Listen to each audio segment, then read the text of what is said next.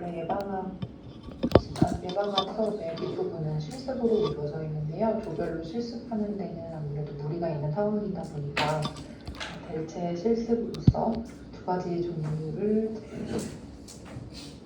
녹화 강의를 듣고 과제를 제출하고 발표를 한번 하는 것으로 가름하도록 하겠습니다.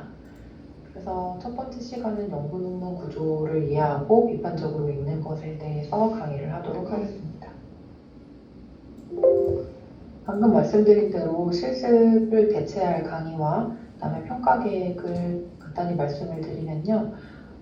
오늘 이 강의를 듣는 것, 그러니까 연구 논문 구조 이해와 비판적 읽기의 녹화 강의를 듣고 그다음에 다음 주까지 중간고사를 대체할 저널 리뷰 과제를 제출하게 됩니다. 그리고 그 다음 주에는 허경록 교수님이 연구 수행을 위한 계획서와 논문 작성법에 대해서 강의를 해주실 거고요. 그 다음 주까지 기말고사를 대체할 연구계획서 과제 제출을 하시면 되겠습니다.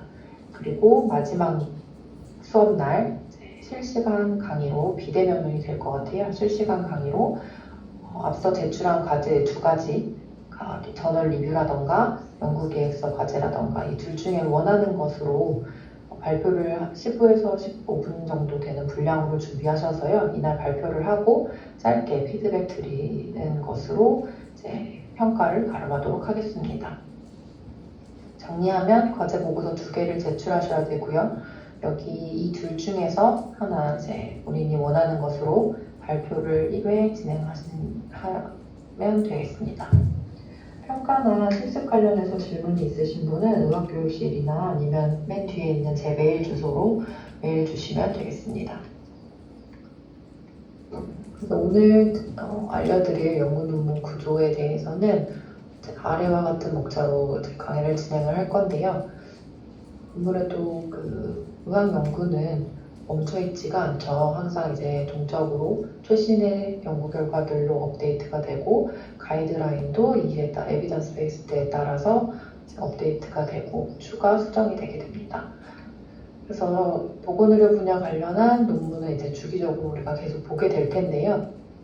그래서 이런 전반적인 구조를 이해하는 것이 중요할 것 같습니다. 그래서 왜 이런 형식과 연습이 필요한지, 그리고 해당 논문들은 과연 어디서 찾는지, 그리고 이런 레포팅의 전형적인 구조에 대해서 사례 논문을 좀 해체해서 보는 시간을 가질 거고, 그래서 목적에 따른 논문을 이제 읽고 어떻게 레포팅을 하실 것인지에 대해서 간단히 살펴보고, 마지막으로는 중간고사를 대체할 저널 리뷰 과제에 대해서 안내 드리도록 하겠습니다.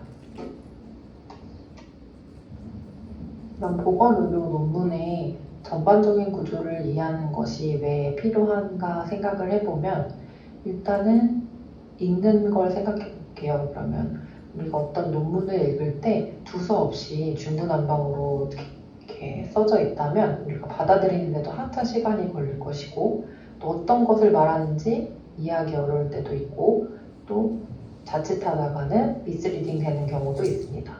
따라서 이제 시간 효율적으로 또 굉장히 효과적으로 어떤 남들이 수행한 연구 결과를 받아들이기 위해서는 레포팅 되어 있는 포맷대로 우리가 이해하고 우리가 필요한 부분을 찾아서 읽을 수도 있고 아니면 전반적으로 이 연구 결과를 이해하는데 포맷의 힘을 빌려서 효율적으로 읽을 수가 있게 되는 것입니다. 또 반대로 저널을 쓸 때, 그러니까 논문을 쓸 때 연구 결과를 리포팅을 할 때도 우리가 알고 있는 그런 논문의 형식만 잘 맞춰도 기본적인 그런 스터디의 조건들은 충족하고 갈 수 있다는 것입니다. 그래서 남들에게 내 논문을 설명할 때도 이전에 레포팅 형식에 맞춰서 채워나가다 보면은 또 효율적으로 그리고 알차게 작성을 할 수가 있을 것 같습니다. 그렇다면 이런 선행 연구들은 어디서 찾을 수 있는지 살펴보면 이게 연세대 의과대학에서 가져온 의학DB 그 중에서도 9개의 DB만 클릭을 한 거거든요. 그렇게 되면 벌써 이제 47개의 데이터베이스 사이트들이 나오게 됩니다. 이 하나하나에 뭐 중복되는 것들도 많고요. 그래서 이제 본인이 검색 스트래티지에 잘 맞는 아니면 좀 더 자기가 활용하기 좋은 DB를 선택을 해서 주로 이제 이용하면 될 것 같고요. 아마도 이전에 많이 들어보셨을 것 같아요. 이제 펀메드를 가장 많이 이제 공신력 있는 의료 저널들, 의료 임상과 관련된 아티클들이 모아져 있는 데이터베이스를 주로 검색을 하게 됩니다. 그리고 구글 스콜라도 간단하기 때문에 이제 간단하게 뭐 살펴볼 때 선행 논문 어떤 이제 처음에 탐색적으로 찾아볼 때 많이 이용하게 됩니다.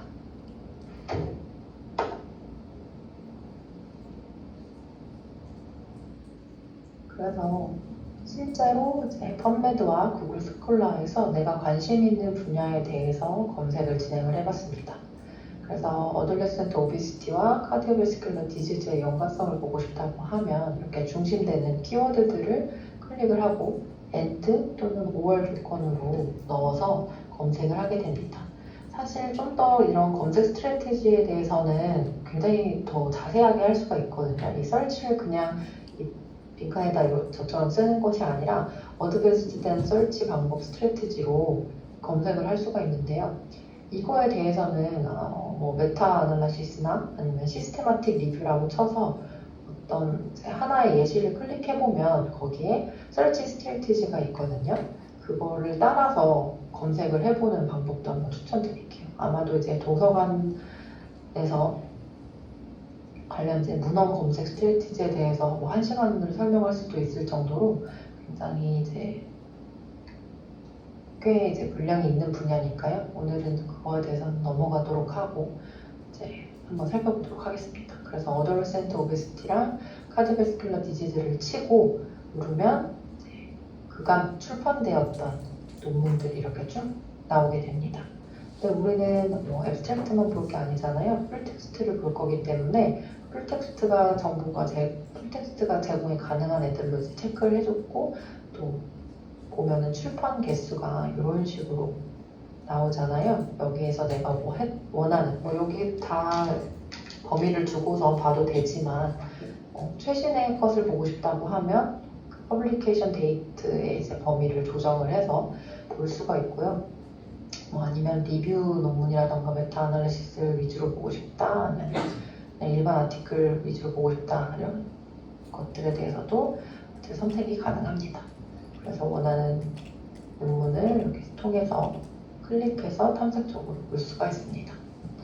구글 스콜라에서도 마찬가지로 어덜레센트 오비시티 앤 카디오베스큘러 디지즈라고 치면 굉장히 펀메드보다도 훨씬 더 많은 논문들이 나와요. 여기서는 그냥 리서치 아티클이 들어가 있는 경우도 있고 아니면 어디 초록에서 제출되었던 앱스트랙트가 들어가 있는 경우도 많아서 이렇게 애니타임 말고 리뷰 아티클을 클릭해 주는 것이 좋고요.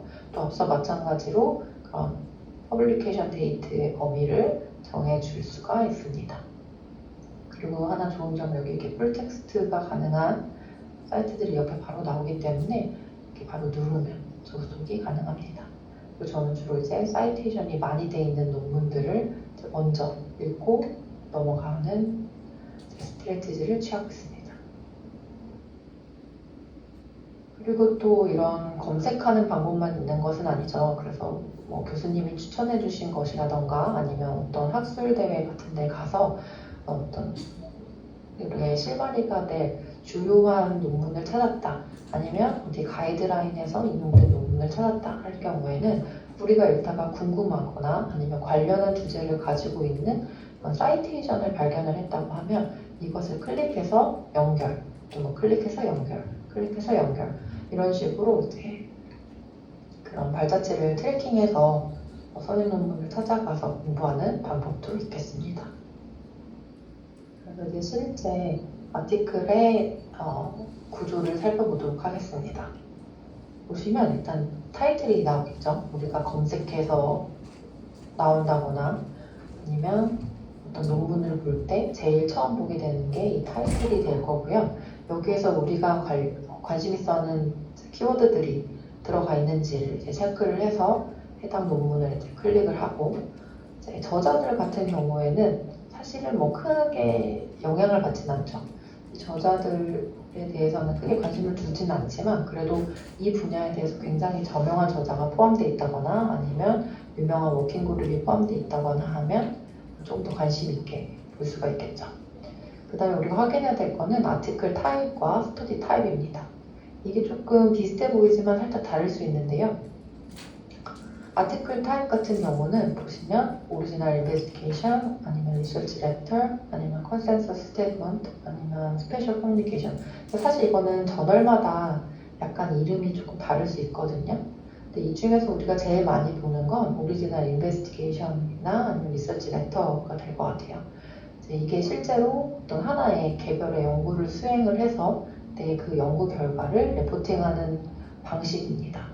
그래서 오리지널 인베스티게이션 아니면 오리지널 리서치, 오리지널 아티클 이런 이름들로 들어가 있게 되고요.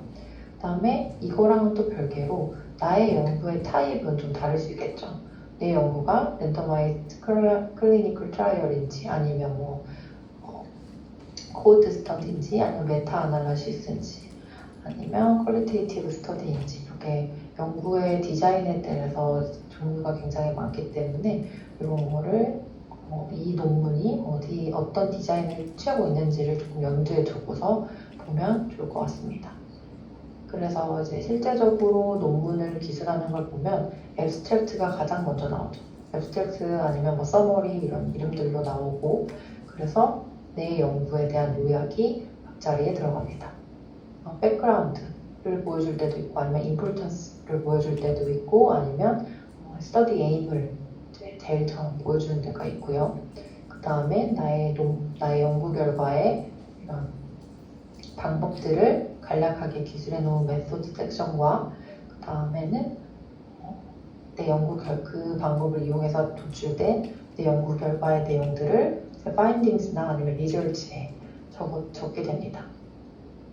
그 다음 이로써 이제 내 연구 결과가 시사하는 점을 이제 인터프리테이션이나 아니면 컨클루전이라는 마지막 부분에 넣게 됩니다. 사실 이름들은 약간씩 바뀔 수가 있고요. 초점이 약간씩 바뀔 수가 있어요. 예를 들어 백그라운드라고 쓰는 데는 그냥 좀 더 넓은 범위로 내가 기술하고자 하는 이 연구에 대한 백그라운드를 쓰면 되지만 간혹 자막 같은 경우는 importance라고 나올 때도 있거든요. 그럼 이 연구가 왜 중요한지를 거기에 포커싱을 맞추고서는 기술을 해야 될 거고 또 아니면 study aim이라고 하면 별다른 말 필요 없고 나의 연구가 어떤 걸 목적하고 있는지에 대해서 기술을 하면 되겠죠. conclusion도 마찬가지로 conclusion이라고 써있을 때도 있고 아니면 interpretation이라고 써있을 때도 있고 그다음에 이제 research in context라고 해서 이것 또한 이제 저널마다 이제 굉장히 다른데요. 이 저널이 왜 의미가 있는지 이 연구가 지금 현재 근거에 어떤 점을 이제 더 보태고 있는지 등등을 이제 간략하게 기술해 놓은 이 연구에 대한 중요성과 시사한 바를 이제 간략하게 적어놓은 요약이라고 생각하시면 되겠습니다. 보시면 여기 리서치 인 컨텍스트 해가지고 이 연구 전까지의 어떤 선행 연구들이 있었는지 간략하게 정리를 하고 이 연구가 어떤 점을 이제 더할 수 있는지 이 연구의 근거를 통해서 어떤 점을 도출할 수 있는지에 대해서 이제 간략하게 들어가 있는 거고요. 이거는 저널마다 좀 양식이 다 달라요. 근데 어쨌든 시사하는 바는 내 연구에 대해서 간략하게 설명하고 내 연구가 왜 중요한지에 대해서 이제 간략하게 어필하는 섹션이라고 보시면 되겠습니다. 이제 메인 텍스트로 들어갈게요. 이제 가장 저널 발표나 이런 걸 할 때 가장 중요한 부분일 텐데요. 주로 이제 introduction, methods, research, discussion 또는 이제 conclusion이랑 같이 이런 형식으로 이루어지게 됩니다. 그래서 introduction은 내가 이제 보려고 하는 문제에 대한 현황을 이제 보여줄 수가 있고요. 그래서 현재까지의 어떤 연구 결과와 어떤 근거가 축적되어 있는지를 보여주고 또 이것만 보여주면 안 되겠죠. 연구 결과가 이만큼 축적되어 있는데 어떤 연구 공백이 있기 때문에 내가 그것을 이제 메꾸려고 한다라는 점을 어필을 해야 합니다. 그래서 해당 연구의 중요성을 이제 강조를 해주고 그래서 내가 어떤 연구를 어떻게 진행을 하겠다라는 점이 인트로덕션에 들어가 있게 됩니다. 그래서 제가 이제 저널을 읽는 방법에 대해서인데 주로 이제 작성하는 방법에 대해서처럼 이제 들릴 수가 있을 것 같아요. 근데 결국은 이런 저널을 읽는 것이나 저널을 작성하는 것이나 거의 같은 이제 구조를 보는 거기 때문에 그렇게 받아들여 주시면 될 것 같아요. 그래서 인트로덕션은 이렇게 채워져 있고, 그다음에 메소드 부분은 주로 이제 스터디 디자인을 기술을 하게끔 하는 데도 있고요. 아니면 이런 스터디 디자인을 이런 이제 프로시저나 이런 데 이제 녹여낼 수 있도록 하는 저널들도 있습니다. 어쨌든 이런 팩터가 들어가야 되는 거고요. 스터디가 어떤 디자인인지, 뭐 크로스 섹셔널인지, 아니면 코호트 스터디로서 롱기튜드널하게 볼 것인지, 아니면 RCT로서 어떤 프로시저로 진행을 되었는지 등을 포함하고 있어야 되고, 그래서 이런 데이터 소스에 대한 설명도 들어가 있어야겠죠. 예를 들어서 국민건강영양조사 같은 데이터를 이용한다고 하면 후약적 데이터잖아요. 이 데이터에 대한 전반적인 설명을 짧게라도 진행을 해줘야 하고, 이 중에서도 내 연구에 쓰인 파티시펀트에 대한 설명이 들어가야 됩니다. 그래서 이제 우리 많이 볼 수 있는 엘리지빌리티 크리테리아와 셀렉션 크리테리아, 익스클루전 크리테리아에 대해서 설명을 해줘야 됩니다. 그리고 내 연구를 어떻게 진행했는지, RCT의 경우는 뭐 프로시저에 대한 이제 설명이 나와야 될 것이고, 그게 아니라면 후약적 연구라면은 내가 사용할 익스포저와 아웃컴 베리어블도 키 코베리어트에 대한 설명과 정의가 들어가줘야 합니다. 그리고 마지막으로는 스태티스티컬 아날라이시스에 대한 방법을 기술을 해줘야 하겠습니다. 그래서 리졸트를 또 리포팅 할 때는 처음에는 오버롤한 리포팅을 들어가야 되겠죠.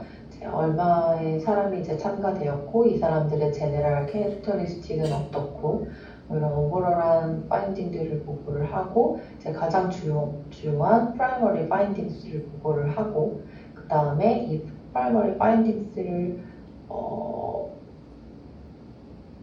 이제 더 강화할, 아니면 여기 안에서 또 이제 뻗어져 나올 서브그룹 아날라이시스를 포함한다거나, 아니면 내 파인딩들을 이제 로버스트함을 증명해줄 센시티비티 아날라이시스가 들어가게 됩니다. 내가 찾은 연구 결과들을 효과적이고 효율적으로 이제 보고할 수 있어야 하고요. 메인 테이블과 그림이 나오게 됩니다. 그래서 테이블 1은 주로 스터디 파티시펀트의 베이스라인 캐릭터리스틱이나 아니면 그냥 캐릭터리스틱 등이 나오게 됩니다. 그래서 이 그림 표 보시면은 이렇게 되고요. 물론 이 완전히 뭐 무조건 테이블 1은 캐릭터리스틱이 된다는 건 아니고요. 주로 앞부분에 이렇게 나오게 되죠. 그 다음에는 프라이머리한 파인딩들의 테이블이나 피겨가 나오게 되고요. 그 뒤에 이제 뭐 서브그룹이라던가 아니면 센시티비티 아날라이시스에 대한 결과를 제 순서대로 기술을 하게 되겠습니다. 그래서 우리의 결과를 잘 보여주는 프로그램을 선택을 해서 이렇게 효과적으로 기술할 수 있어야 합니다.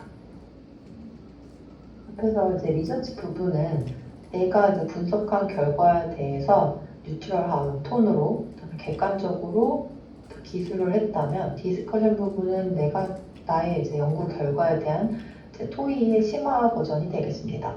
그래서 내 연구 결과와 선행 연구와의 이제 어떤 맞는 부분, 안 맞는 부분에 대해서 비교를 해줄 수도 있고요. 아니면 내 연구 결과가 나온 것에 대한 가능한 메커니즘에 대해서 이제 좀 더 깊게 토론을 할 수가 있겠고, 또 내 연구가 가진 한계점을 인정을 하고, 그런 불구하고 내 연구가 가진 장점을 어필하는 섹션이 되겠습니다. 그래서 이렇게 진행한 메인 텍스트가 끝나고 나면 그 외에 이제 요소들, 뭐 펀딩이라던가 액놀리지먼트나 데이터 쉐어링 폴리시나 아니면 어플 컨트리뷰션에 대해서 적어준 섹션이 나오게 됩니다. 그리고 마지막에 참고 문헌이 이제 레퍼런스가 들어가게 됩니다.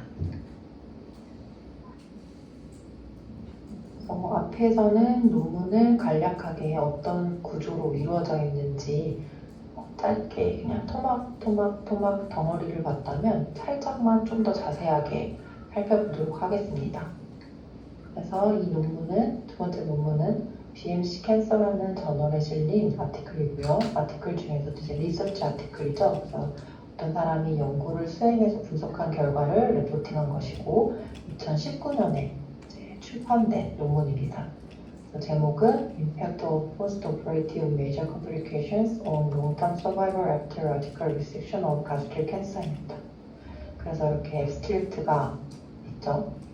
그래서 백그라운드에 간략하게 이 연구가 왜 됐는지, 메소드에 내 연구가 어떤 환자들을 대상으로 몇 년에서부터 몇 년까지 어떤 방법으로 조사가 됐는지, 그래서 어떤 연구 결과가 나왔는지, 그리고 이 연구 결과를 토대로 어떻게 결론을 내릴 수 있는지에 대해서 간략하게 앱스트랙트가 구성이 되어 있고요.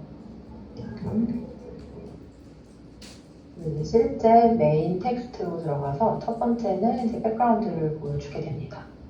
백그라운드에는 아까 뭐라고 그랬죠? 내가 이제 보려고 하는 문제의 현황과 중요성, 그리고 내 연구의 목적을 보여주는 곳이라고 했잖아요. 그래서 첫 번째 문단은 Recent developments in the field of anti-cancer treatment have decreased cancer-related mortality 해서 최신의 항암 치료의 발전으로 캔서 릴레이티드 모탈리티가 줄어들고 있다.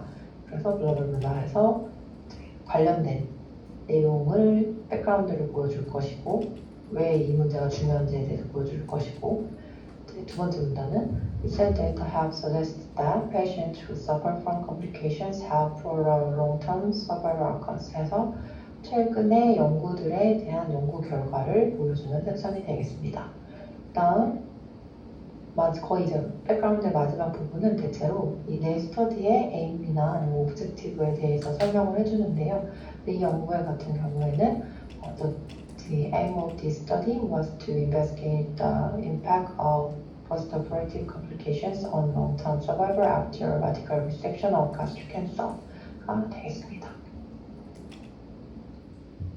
그래서 이 연구가 왜 중요한지, 그리고 내 연구가 뭘 보려고 하는지 앞에서 백그라운드에서 설명을 했잖아요. 그 다음에 이제 메소드는 실제적으로 내가 어떤 연구를 수행하는지를 이제 객관적이고 또 알기 쉽게 설명을 해야 됩니다.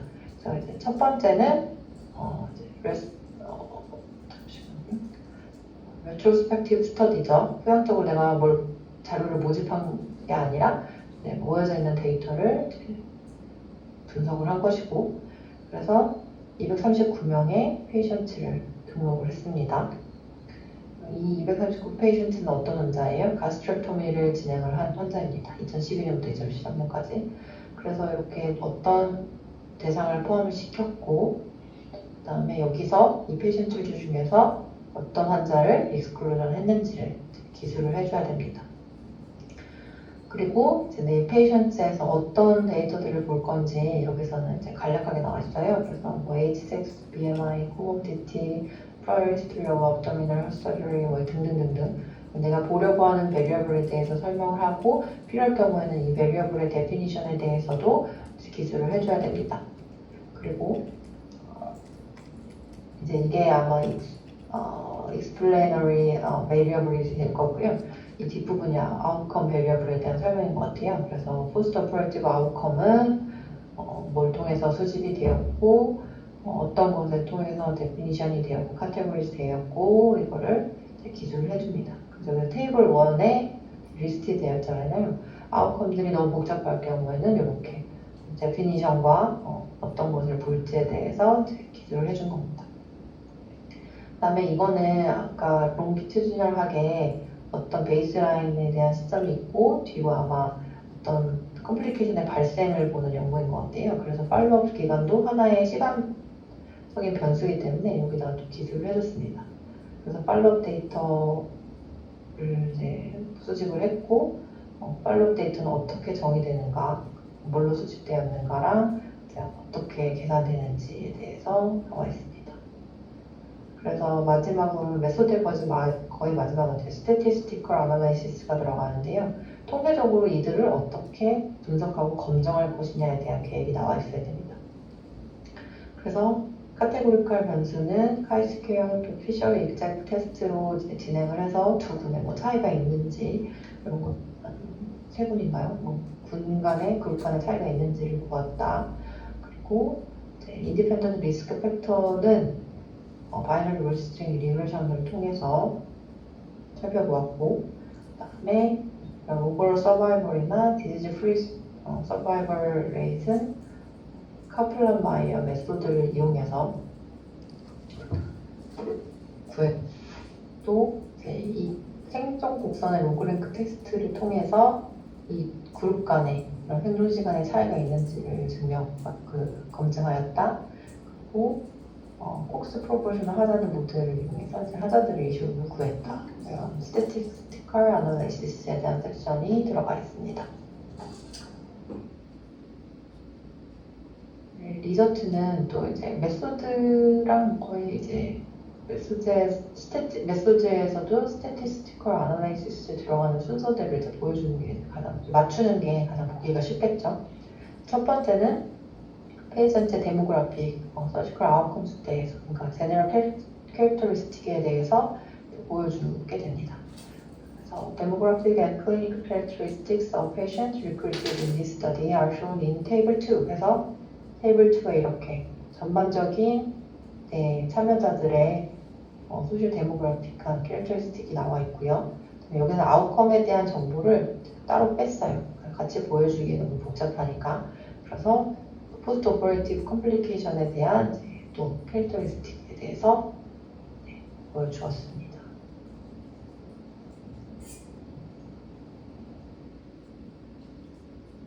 그래서 앞에서 participant의 characteristics가 나오면 그 다음에 이제 메인 파인딩이 나오는 경우가 많은데 이건 좀 특이하게 두 가지 종류 구성을 한 것 같더라고요. 그래서 risk factor associated with complications 섹션에서는 이렇게 컴플리케이션과 non 컴플리케이션으로 나눠가지고 어떤 소시 데모그래픽이라던가 아니면 클리니컬 팩터에 대해서 기술을 해주고 차이가 있는지 유니베이트 검정을 해줬고요.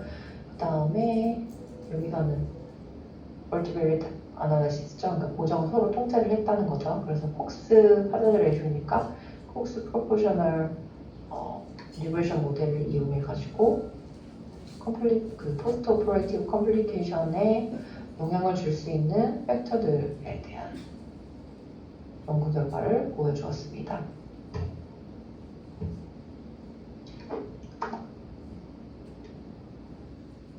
이 부분이 이 연구의 메인 섹션, 메인 파인딩이라고 할 수 있는 부분인데요. 제가 예차게 컴플리케이션과 서바이벌의 연관에 대해서 보여주는 리서치 섹션입니다. 그래서 보면은 이 컴플리케이션이 있는 그룹과 없는 그룹 간의 롱텀 서바이벌을 비교한 것입니다. 그래서 오버럴 서바이벌에 대한 카플란 마이어 커브를 비주얼적으로 보여주는 거고요. 거기서 이런 내가 보여주고자 하는 연구 결과를 깔끔하게 그림으로 보여주는 것도 중요하지만 이거에 대해서 뉴트럴한 톤으로 객관적으로 기술을 해주게 됩니다. 그리고 뒤에 이제 보다 보면 서브그룹 아나리시스가 나오게 돼요. 그래서 앞에서는 컴플리케이션이 있냐 아니면 컴플리케이션이 없느냐에 대한 거였잖아요. 여기 피겨 2와 테이블 6 같은 경우에는 메이저 컴플리케이션이죠. 컴플리케이션 중에서도 메이저 컴플리케이션이 있는 그룹과 메이저 컴플리케이션이 없는 그룹으로 나눠서 카플란-마이어 커브도 보고 이제 하자드 레이시오도 살펴보게 됩니다. 그래서 서브그룹 이어서 이제 다양한 또 서브그룹들이 나오게 됩니다. 그래서 IC는 뭐 infectious complication일까 봐요. infectious complication 있는 그룹, 없는 그룹 나오게 되고 그 외에도 서브그룹 이제 2스테이지 가스트릭 캔서만 나눠가지고 살펴본다거나 다양한 서브그룹 아나리시스의 파인딩을 비주얼적으로도 보고를 하고 캡처를 해놓진 않았지만 그 논문 안에서도 기술적으로도 간단하게 기술을 해주게 됩니다. 그래서 앞에 이제 연구 결과들, 분석 결과들을 뉴트럴하게 이렇게 보고를 간략하게 했다면 디스커션은 나의 이런 주장과 그리고 선행 연구 들과의 뭐 비교라든가 심화적인 토론이 들어가게 됩니다. 그래서 주로 이제 첫 문단은 내 연구에 대한 서머리가 들어가요. 그래서 앞에 이런 그런 왜 연구를 했는지에 대해서 간략하게 나오는 거죠. Post operative complication이 이런 hospital stay나 medical expenditure를 지연시킬 수 있다 등 이렇게 심각하다.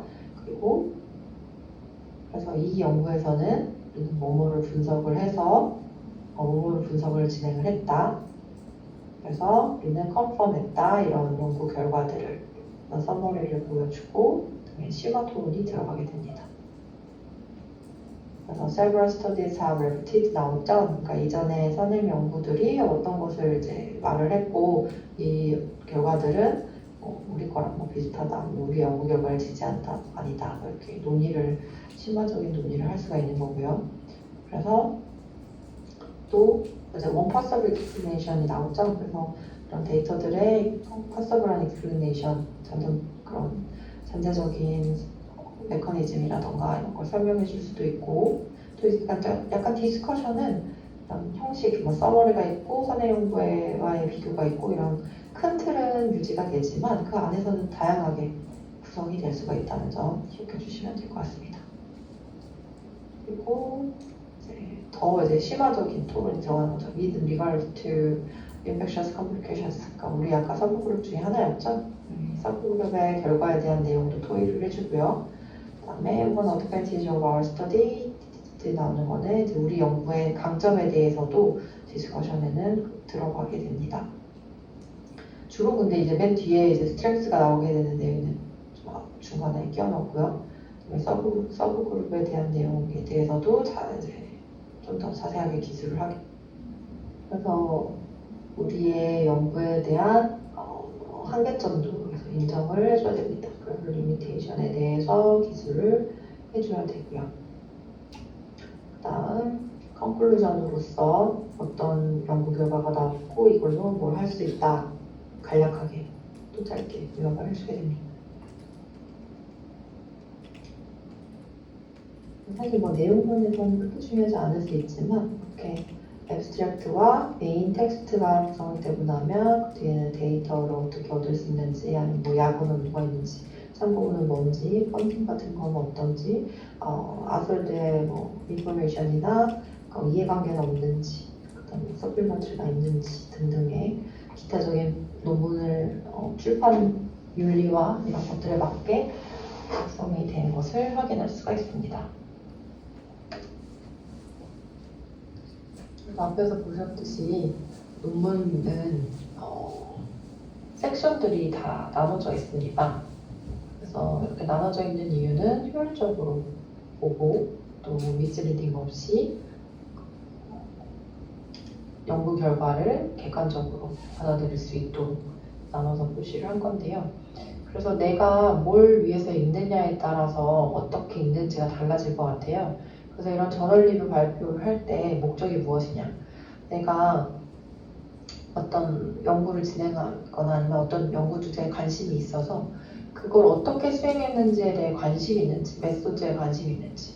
그러니까 이런 변수들 간의 관계를 어떤 통계적 방법으로 분석을 했는지 아니면 이런 변수들을 어떤 데이터 소스에서 얻었는지 뭐 이런 게 궁금하다고 하면 메소드 섹션을 좀 더 자세하게 발표를 해야겠죠.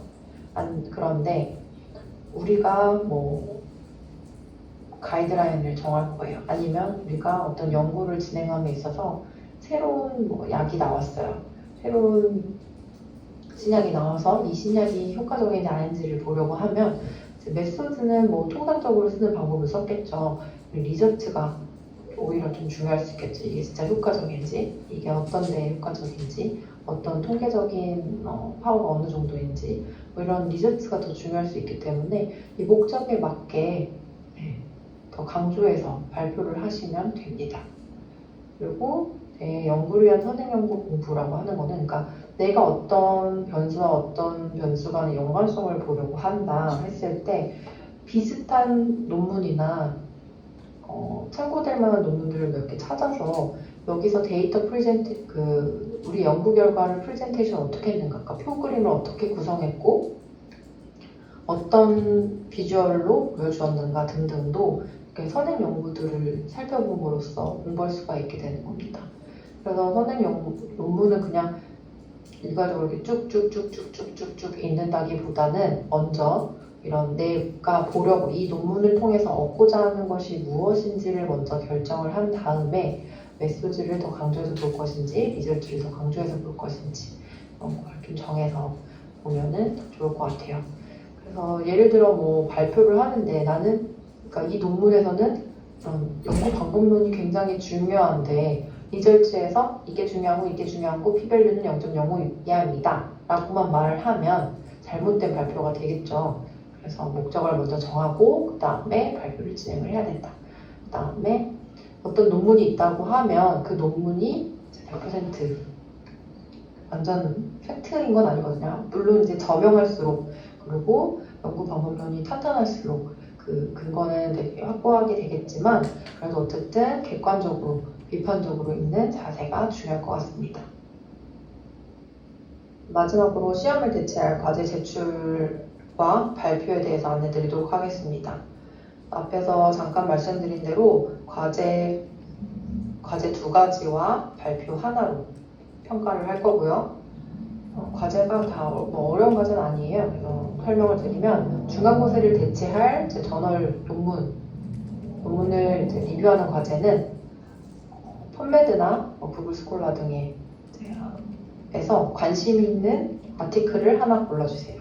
관심 있는 아티클을 하나 골라서 해당 논문을 선택한 이유 한 문단, 그 다음에 그 논문에 대한 요약, 앞에서 계속 이제 구조화해서 설명을 드렸잖아요. 그것처럼 이제 잘라서 백그라운드, 메소드, 리저트, 디스커션, 컨클루전까지 잘라가지고 논문을 요약해 주시면 되고, 그 다음에 마지막 내용이랑 공부에 녹여낼 수 있는 부분 한 문단 넣어서 A4 용지 2매 이내로 보내주시면 되겠습니다. 폰트 크기랑 스페이싱, 그 다음에 여백 정해져 있고요. 표그램 포함하게 되면 3매 이내인데 너무 표그램을 다 채운다거나 글씨를 너무 빽빽하게 쓰거나 하진 않았으면 좋겠어요. 분량보다는 내용이 중요하기 때문에 챗GPT에 뭐 넣으면 나오겠지만 좀 정성을 들여서 써주시길 바라겠습니다. 그리고 분량보다는 내용이 더 중요하다고 말씀을 드렸고, 그 다음에 기말고사를 대체할 과제로는 연구계획서 제출이 있는데요. 이건 서경주 교수님께서 안내해 주실 겁니다. 그래서 이 2가지 과제를 수행을 하고 이 2가지 과제 중에서 본인이 선호하는 것 한 가지, 그래서 저널리뷰 과제나 연구계획서 과제 중 한 종류를 선택을 해서 PPT를 만들어주세요. PPT를 10에서 15분 분량으로 만들어서 그날 마지막 날 실시간으로 발표를 진행을 하고 설명 피드백을 드리도록 하겠습니다. 이렇게 준비해 주시면 되고, 평가나 아니면 실습에 관해서 아니면 뭐 예방과 강의 전반에 관해서 질문이나 아니면 건의하고 싶은 게 있으신 분은 이제 메일로 보내주시면 되겠습니다. 네, 수고 많으셨고요. 네, 건강 잘 챙기시길 바라겠습니다. 감사합니다.